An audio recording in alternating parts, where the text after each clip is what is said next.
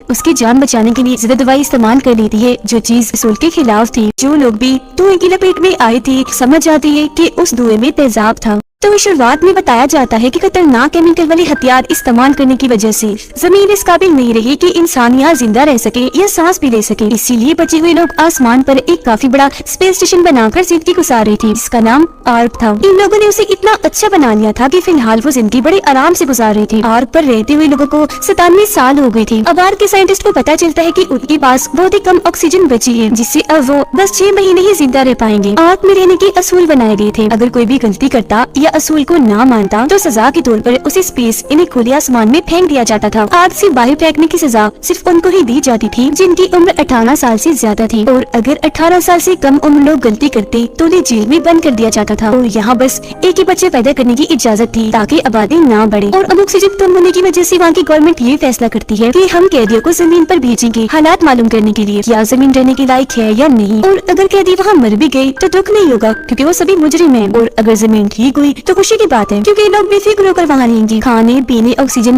किसी चीज की कमी नहीं होगी। लेकिन अगर ऐसा ना हुआ तो 6 महीने के बाद इनका ये आर्क भी हमेशा के लिए खत्म हो जाएगा। तो अब इंसानियत को बचाने के लिए कैदियों को जमीन पर भेजने के लिए सब मान जाते हैं। सभी कैदियों के हाथ पर एक ब्रेसलेट पहना दिया जाता है ताकि आर्क के लोग देख सके कि वो कब तक जिंदा रह पाते हैं और नजर भी रख सके। इनके स्पेसशिप में रेडियो भी लगा दिया जाता है इनसे राब्ता करने के लिए, और बस इसी के साथ जमीन की तरफ इन्हें भेज दिया जाता है। आर्क में हर किसी अमीर गरीब छोटी बड़े के साथ एक जैसा ही सलूक किया जाता था। सजा हर किसी को मिलेगी चाहे मुजरिम कोई भी हो, क्योंकि कैदियों में आर्क के हेड का बेटा और यहाँ की सबसे काबिल डॉक्टर की बेटी क्लार्क भी शामिल थी। क्लार्क के डैड को भी स्पेस में फेंक दिया गया था जो एक साइंटिस्ट थे। उन्हें सबसे पहले पता चला था कि आर्क के लोगों के पास टाइम कम है। ऑक्सीजन खत्म होने से पहले उन लोगों को स्पेस में फेंक देना चाहिए जो अपनी जिंदगी से तंग है, और ये बात सबको पता होनी चाहिए। पर आर्क की गवर्नमेंट ने उनकी बात नहीं मानी, ये बात खुफिया रखी ताकि लोग परेशान न हो जाएं। पर जब क्लार्क के डैड ने इस बात को मानने से इनकार किया तो उन्हें स्पेस में फेंक दिया गया। कैदियों के स्पेसशिप की स्क्रीन पर आर्क का हेड आकर बताता है कि जमीन पर पहुंचते ही आर्मी कैंप में चले जाना क्योंकि वहाँ तुम बच सकती हो। जब उसकी बात को गौर से सुनती तो है पर सीरियस नहीं लेती क्योंकि कोई भी हेड को पसंद नहीं करता था उसकी सख्त असूलों की वजह से। तभी एक लड़का जो क्लार्क का साथी था अपनी बेल्ट खोलकर हवा में उड़ने लगता है। क्लार्क उसे ऐसा करने से मना कर रही थी पर वो नहीं सुनता। उसे देखकर दो और कैदी ऐसे करते हैं पर जैसे स्पेसशिप थोड़ा मुड़ी टकराने से वो काफी बुरी तरह गिरे और उनकी मौत हो गई, जो देख सबको काफी बुरा लगता है। जमीन पर पहुँचने के बाद ये देखते हैं कि माहौल बिल्कुल ठीक हो गया है, यहाँ पर सांस ले सकते हैं, जिंदगी मुमकिन है। शिप से सबसे पहले ऑक्टेविया बाहर आती है जो गार्ड की बहन थी, और इनकी मोम को भी स्पेस में फेंक दिया गया था क्योंकि एक बच्चे पैदा करने के असूल पर उन्होंने अमल ना करके दूसरी बेटी पैदा की थी। जमीन पर आके सभी काफी खुश थे क्योंकि अब वो आजाद थे। आर्क के लोगों का कैदियों से राब्ता नहीं हो पा रहा था क्योंकि उनकी सभी डिवाइसेस खराब हो गई थी। बस ब्रेसलेट की मदद से ये पता लगवाया जा रहा था कि 2 लोगों को छोड़ के बाकी सब जिंदा हैं। उन 2 की मौत कैसे हुई ये बात उन्हें नहीं पता चल पाती, जिस वजह से आर्क का ऑफिसर कहता है कि मुझे लगता है कि जमीन अभी भी रहने के लायक नहीं हुई, जब तो उन 2 लोगों की मौत हो गई है और अब हमें अपनी जान बचाने के लिए कुछ लोगों को स्पेस में फेंक देना चाहिए ताकि ऑक्सीजन कम से कम इस्तेमाल हो। जो सुनकर यहाँ के डॉक्टर इन्हें क्लार्क की मॉम उनसे कहती है कि हमें थोड़ा और सब्र करना चाहिए, किसी और वजह से उनकी मौत हुई होगी क्योंकि अगर जमीन की वजह से होती तो सारे ही मर जाते। तभी भी पता चलता है कि जाने से पहले एक कैदी हेड को गोली मार के दिया था, इसीलिए अब उसकी हालत काफी खराब है। डॉक्टर जल्दी से उसे देखने आई, उसकी जान बचाने के लिए ज्यादा दवाई इस्तेमाल कर लेती है जो चीज आर्क के असूल के खिलाफ थी। तो सजा के लिए उसे भी कैद कर लिया गया और स्पेस में फेंकने का फैसला किया जाता है। पर अगले दिन जब उसे सजा दी जाने लगी तो हेड उसकी जान बचाने के लिए वहाँ आ गया। कहता है कि ऐसा मत करो क्योंकि अगर आपने ऐसा किया तो हम अपनी काबिल डॉक्टर को खो देंगे। इस बात को लेकर उनकी बहस तो हुई पर डॉक्टर की सजा माफ कर दी जाती है। उधर क्लार्क और हेड का बेटा मिलकर नक्शा देख रहे थे आर्मी कैंप को ढूंढने के लिए, पर क्लार्क उससे ज्यादा बात नहीं करती। अब ये दोनों सबको मिलकर आर्मी कैंप ढूंढने का बोलते हैं, पर ऑक्टेविया का भाई किनी गार्ड ऐसा करने से मना कर देता है कि नहीं, हम ऐसे खुश हैं और हम आर्क के लोगों से राब्ता भी नहीं करेंगे क्योंकि वहाँ उन्होंने हमें कैदी बना के रखा, बुरा सलूक किया, और अगर वो भी जमीन पर आ गए तो जीना हराम कर देंगे हमारा। लेकिन हेड का बेटा समझाता है कि जिद मत करो, कैंप ढूंढना जरूरी है। अब उन लोगों को नदी पार करके दूसरी साइड जाना था पेड़ की लब्बे टहने के जरिए। सबसे पहले ये काम क्लार्क का दोस्त करता है। दूसरी साइड पहुंचते ही उसे एक बोट मिलता है जो उठाकर वो काफी खुश हो गया क्योंकि आर्मी कैंप आसपास ही था। इससे पहले वो लोग कुछ करते ही क्लार्क के दोस्त पर हमला हो गया। किसी ने उसे मारने की कोशिश की जो देख सभी घबरा गए। उन्हें कुछ समझ नहीं आते कि हमला किसने किया होगा। उधर गार्ड अपने कैदी साथियों को कहता है कि इस ब्रेसलेट के जरिए आर्क के लोग हम पर नजर रख रहे हैं। पता चलने पर कि जमीन के हालात ठीक है वो यहाँ आकर दोबारा हमें कैद कर देंगे, इसीलिए फौरन उतार कर रख दो इस ब्रेसलेट को, ताकि आर्क पर सबको यही लगे कि कैदी मर गई है, जमीन ठीक नहीं हुई। सब उसकी बात मान लेते हैं क्योंकि वो पहले जैसे कैदियों वाली जिंदगी नहीं चाहते थे। अपने अपने ब्रेसलेट उतार कर उन्हें तबाह कर देते हैं और सच में आर्क वालों को यही लगता है कि सब मर गए। तो सीनियर्स की मीटिंग में फैसला किया जाता है कि तकरीबन 209 लोगों को स्पेस में फेंक दिया जाए ऑक्सीजन बचाने के लिए, ताकि बाकी बच सके। जो सुनकर डॉक्टर ऐसा करने से मना करके कोई और रास्ता खोजने का कहती है। 10 दिन का टाइम मांगती है, लेकिन उसे बताया गया कि इतना टाइम नहीं है, अगर अभी कोई फैसला ना किया तो फिर 320 लोगों को स्पेस में फेंकना होगा। लेकिन फिर भी वो हिम्मत नहीं हारती। मीटिंग खत्म होने के बाद वो एक मैकेनिक से मिलती है। खुफिया तौर पर एक स्पेसशिप ठीक करने का बोल रही थी, ताकि वो खुद जमीन पर जाए और वहाँ से राब्ता करके आर के लोगों को वहाँ के माहौल का बता सके। जो सुनकर मैकेनिक भी उसके साथ जमीन पर जाने का फैसला करती है। क्लार्क सबको बताती है कि हमारे एक साथी पर हमला हुआ है, वो जख्मी है, और क्लार्क समेत सब लोग अपने जख्मी साथी को लेने जाती है, पर वहाँ कोई नहीं था। खून के निशानों को देखते हुए जब वो आगे बढ़ते हैं तो उन्हें अपना साथी मिल तो जाता है, पर पेड़ से लटका हुआ काफी बुरी हालत में। क्लार्क उसकी मदद करने के लिए जैसे आगे आई, एक बड़े से गड्ढे में गिर जाती है, जो एक तरह का ट्रैप जाल था, जिससे सब लोग समझ गए कि यहाँ कोई तो है जो इंसानों को पकड़ के खत्म करना चाहता है। क्लार्क को जैसे बाहर निकाला, वहाँ एक जानवर आकर उन पर हमला कर देता है, लेकिन तभी हेड का बेटा उसे गोली मारकर जान से मार गिराता है। जख्मी साथी को फिर नीचे उतारकर अपने साथ ले जाते हैं। क्लार्क देखती है कि एक पौधे की दवाई बनाकर किसी ने उसे लगाई और ठीक करने की कोशिश की है, तो अब वो भी अपने साथियों के साथ मिलकर वो पौधा लेने जाती है, ताकि जल्द से जल्द जख्मी साथी को ठीक किया जा सके। पौधा उसे मिल तो गया, पर तभी अचानक इन्हें भयानक आवाज आने लगती है। साथ ही काफी बड़ा पीले रंग की धुएं का तूफान आ जाता है, जिसे देखकर सारे ही लोग काफी डर गए। अपनी जान बचाने के लिए वहाँ खड़ी पुरानी सी गाड़ी में चढ़ जाते हैं, पर जगह कम थी तो बाकी के लोग इधर उधर भागे छुपने के लिए, लेकिन लपेट में आ ही जाते हैं। फिर सब कुछ नॉर्मल होने के बाद क्लार्क अपने साथियों के साथ बाहर आती है और देखती है कि जो लोग भी धुएं की लपेट में आए थे समझ जाती है कि उस धुएं में तेजाब था। क्लार्क भी अपना ब्रेसलेट उतार देती है ताकि उसकी मॉम को लगे कि वो मर गई है। और जब ये चीज स्क्रीन पर डॉक्टर देखती है, काफी परेशान हो गई। मैकेनिक को जल्द से जल्द स्पेसशिप ठीक करने का कहती है, लेकिन उनकी ये बातचीत एक औरत ने सुन ली और जाकर आर की गवर्नमेंट को बता दिया। इस वजह से वो लोग आकर डॉक्टर को पकड़ लेती है। तब मैकेनिक उसे अकेला ही छोड़कर जमीन की तरफ चली जाती है, क्योंकि उन्होंने फैसला किया था कि इमरजेंसी की सूरत में मैकेनिक अकेले ही जमीन पर जाने के लिए निकल जाएगी और वहाँ पहुँचकर सारी सूरत हाल के बारे में डॉक्टर को बताए। क्लार्क अपने साथियों के साथ मिलकर जख्मी साथी का इलाज करती है। वो ठीक होने लगता है। हेड का बेटा जब बाहर अकेला बैठा था तो एक लड़की आकर उसे मार देती है, क्योंकि वो उसे अपने मोम डैड का बदला लेना चाहती थी। वो लड़की सच बता ही देती है कि मैंने मारा है उसे। गार्ड का साथी लड़की को मारना चाह रहा था,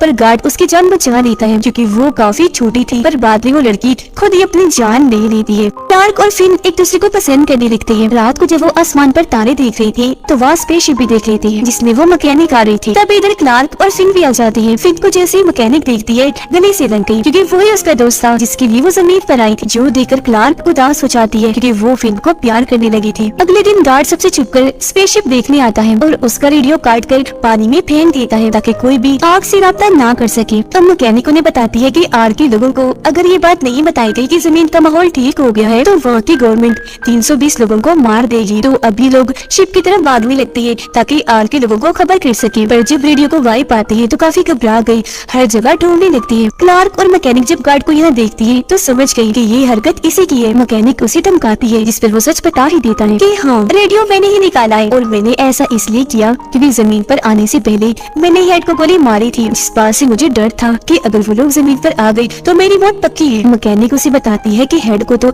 डॉक्टर ने बचा लिया था और अब तुम बता दोगे कहाँ है रेडियो। गार्ड को जब तसल्ली हुई कि मैं बिल्कुल सेफ हूँ तो वो बता देता है, पर जब वो रेडियो को बाहर निकालती है तो पानी की वजह से वो खराब हो गया था। तब मैकेनिक रेडियो और कुछ और लोगों के साथ कैंप में आ गई और टाइम जाया ना करते हुए रेडियो को ठीक करने में लग जाती है। आग में डॉक्टर बड़ी चालाकी से अपने हस्बैंड की वीडियो वहाँ चला देती है, जिससे सबको पता चल चुका था कि गवर्नमेंट ने यहाँ छुपकर ऐसे बहुत सारे काम किए जिससे उन लोगों की जान को खतरा हो सकता है। पर लोग बजाय गुस्सा करने की आर की गवर्नमेंट के पास आकर कहती है कि हमें स्पेस में धकेल दिया जाए ताकि बाकियों की जान बच सके, जो देखकर सभी गवर्नमेंट ऑफिसर्स को अपनी गलती पर दुख होता है। ना चाहते हुए भी 320 लोगों को एक काफी बड़े कमरे में बंद करके ऑक्सीजन रोक देते हैं। फौरन उन्हें स्पेस में फेंक दिया जाता है। जमीन पर कैदियों को ये देखकर उन लोगों की मौत का बहुत दुख होता है, क्योंकि कोई नहीं जानता था कि कि इसकी फैमिली बची है या किसकी नहीं। फिर अगली सुबह ऑक्टेविया जंगल से जब जा रही थी तो गिर जाती है और काफी जख्मी हो गई। तभी एक आदमी जो पहले से जमीन पर रह रहा था उसे उठाकर अपने साथ ले जाता है। दरअसल इस आदमी के साथ और लोग भी थे जो इसके साथी थे। जब जमीन की हालात खराब हुए तो इन लोगों ने छुपकर जैसे तैसे खुद को बचा लिया, जिसके बाद ये शिकारी बन गए और यही वो लोग थे जो कैदियों को पकड़ रहे थे। बाकी लोग ऑक्टेविया को ढूंढने लगी। काफी मेहनत के बाद उन्हें मिल ही जाती है, साथ ही वो शिकारी भी जिसे लोग पकड़ लेते हैं, क्योंकि वो सोच रहे थे कि इस आदमी ने ऑक्टेविया को मारने के लिए अपने पास रखा हुआ है। हालांकि ऑक्टेविया उन्हें समझाती है कि इसने मेरी जान बचाई, ये एक अच्छा इंसान है, पर कोई उसकी एक नहीं सुनता, शिकारी को मारने लगती है। अब मौका पाकर शिकारी फिन को जहर लगा चाकू मार देता है, जिससे वो बेहोश हो गया। ये लोग शिकारी को पकड़ के बांध देते हैं, काफी मारते हैं ताकि वो बता दे कि जहर का इलाज अब कैसे करे, पर वो कुछ नहीं बोलता। जो देखकर ऑक्टेविया उसे चाकू से अपना हाथ भी काट लेती है ताकि पहले की तरह शिकारी उसे दोबारा बचा ले। शिकारी ऐसा ही करता है, उसकी जान बचाने के लिए दवाई बता ही देता है और इस तरह से फिन और ऑक्टेविया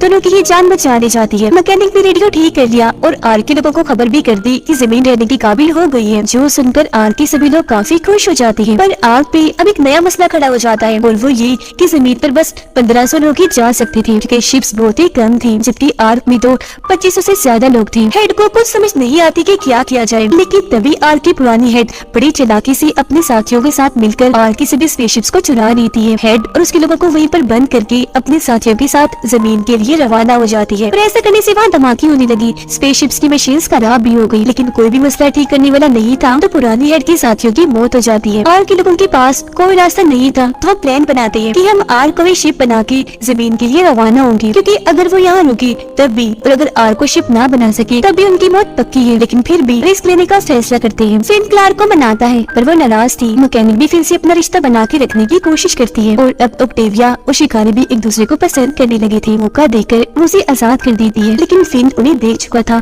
ऑक्टेविया का पीछा करते हुए वो शिकारी तक पहुँच जाता है, दोस्ती का हाथ बढ़ाता है। तब शिकारी भी मान गया और उन्हें अपने लीडर से मिलवाता है। अगले दिन मिलने के लिए क्लार्क और शिकारियों के लीडर आमने सामने थे, क्योंकि अब वो मिलकर साथ रहने वाले थे। लेकिन क्लार्क के दोस्त को गलतफहमी हुई, वो उन पर गोलियां चलाने लगा। बदले में शिकारी भी उन पर हमला कर देती है और इस तरह से दोनों ग्रुप्स के बीच दुश्मनी बढ़ जाती है। अब ये कैदी उनसे लड़ने की तैयारियां करने लगी, जैसे कि मिलजुल के हथियार बनाने लगते हैं, जिनका सामान उन्हें एक गोदाम में मिल गया था ताकि शिकारियों की हमले से खुद को बचा सके। लेकिन उन्हें गार्ड का साथी काफी जख्मी हालत में मिलता है, क्योंकि शिकारियों ने हमला करके उसमें एक जहर डाल दिया था। जहर की वजह से उस समेत कई और लोग बीमार पड़ जाते हैं, जो देखकर ऑक्टेविया शिकारी के पास जाकर इस बीमारी का इलाज पूछती है। उसका कहना था कि इस जहर से लोग सिर्फ बीमार होते हैं, मरते नहीं, थोड़े ही दिनों में अपने आप ही ठीक हो जाएंगे। ऑक्टेविया आकर ये बात सबको बताती है, जो सुनकर उन्हें थोड़ी तसल्ली मिलती है। क्लार्क अपने कुछ लोगों को लेकर शिकारी से बात करने जाती है। हमने बाकी शिकारियों से बचने के लिए दीवार बनानी है, जबकि मेरे लोग बीमार हैं। शिकारी कहता है कि तुम ऐसा करो, पुल तबाह कर दो, क्योंकि उसके बगैर शिकारियों को तुम तक पहुँचते पहुँचते 3 दिन लग जाएंगे। उन्होंने ऐसे किया, पुल को धमाके से उड़ा देती है, इससे कुछ शिकारी भी मारे जाते हैं। उन लोगों को भूख लगी थी, खाने के लिए कुछ नहीं था, तो ये लोग ग्रुप्स बनाकर अलग अलग होकर खाना ढूंढने लगते हैं। क्लार्क और फिन को शिकारियों ने पकड़ लिया था। हालांकि वो आजाद होने की कोशिश भी करते हैं, पर नहीं हो पाते। शिकारियों के लीडर को वही भयानक आवाज आती है, जिसके बाद पीला धुआं आया था। तो शिकारियों के जाने के बाद पता चलता है कि वो पहला शिकारी था, इन्हीं ऑक्टेविया का दोस्त, जो उन्हें छुड़ाकर वापस कैंप में लाने लगता है। रास्ते में वो एक केव गार्ड से गुजरते हैं, जहाँ पर अजीब तरह के लोगों का एक और ग्रुप था। शिकारी उन्हें बताता है कि ये आदमखोर है, इंसानों का शिकार करते हैं, इन्हें क्रीपर्स कहा जाता है, तो इसीलिए हमारी इनके साथ दुश्मनी है। और अभी लोग वापस कैंप तक आ गए थे। मैकेनिक की हालत काफी खराब थी। उसे याद आता है कि बेसमेंट में एक काफी बड़ी तेल की टंकी है, जिसके जरिए वो काफी बड़ा धमाका कर सकते हैं। और अभी लोग रिमोट बनाने में लग जाते हैं ताकि यहाँ से दूर जाकर ये धमाका कर सके। कुछ लोग बाहर निकलना नहीं चाह रहे थे, पर क्लार्क उन्हें समझाती है कि जल्द निकलना होगा, वरना शिकारी आकर हमें मार देंगे। सब जैसे वहाँ से निकलते हैं कि तभी शिकारी वहाँ आकर इन पर हमला कर देती है, जिससे यहाँ काफी बड़ी लड़ाई छिड़ जाती है। लेकिन इसमें कैदी हारने लगते हैं। अपने लोगों को हारता हुआ देखकर फिन यहाँ क्रीपर्स को ले आता है। क्रीपर्स आकर शिकारियों पर हमला कर देती है। शिकारी भी अपनी हिफाजत के लिए उनसे लड़ने लगी। दोनों ग्रुप की लड़ाई का फायदा उठाकर कैदी वहाँ से भाग गई और एक जगह पर आकर छुप जाती है। रिमोट दबाकर काफी बड़ा धमाका कर देती है, जिससे बहुत सारे शिकारी और क्रीपर्स मारे जाते हैं। लेकिन शिकारियों की हेड बच गई थी। उस जगह से निकलकर जब ये बाहर आए तो वहाँ पर बहुत सारे लोगों की लाशें पड़ी हुई थी। ये लोग घबरा गए, पर तभी कोई इन पर गैस वाले बॉम्ब फेंककर बेहोश कर देता है। दरअसल उनके अलावा जमीन पर एक और ग्रुप था, जिसका नाम माउंट पेन था। उनकी खूबी ये थी कि उनके पास काफी मॉडर्न हथियार थे। क्लार्क को जब होश आती है तो वो खुद को एक कमरे में बंद पाती है। दरवाजे पर आकर देखते हैं कि उसके बाकी साथी भी इधर कैद हैं, जिनको इस नए ग्रुप ने कैद किया था। और को वो लोग स्पेसशिप बना लेती है, पर इसे स्टार्ट करने के लिए एक इंसान को यही रुकना पहुंचना था तब हेड रुक जाता है और कि लोग सही सलामत जमीन पर पहुंचने में कामयाब हो जाते हैं। बहुत खुश हो रही थी जमीन को पहले जैसा पाकर। और इसी के साथ ये सीजन इधर ही खत्म हो जाता है।